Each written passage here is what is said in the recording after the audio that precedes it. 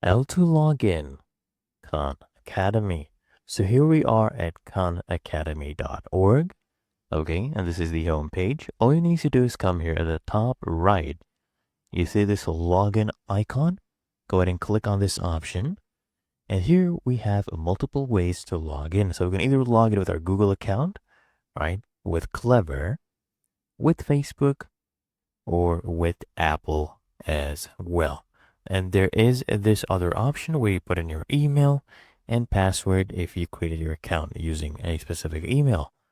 What I'll do, I'll show you with Google. This is the most common way people use this. So I'll click on continue with Google and it will show me all of my Google accounts.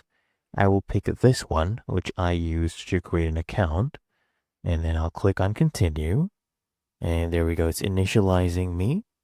And then I should be redirected. And then let's see, right here, we have my username. So there we go. I am logged in.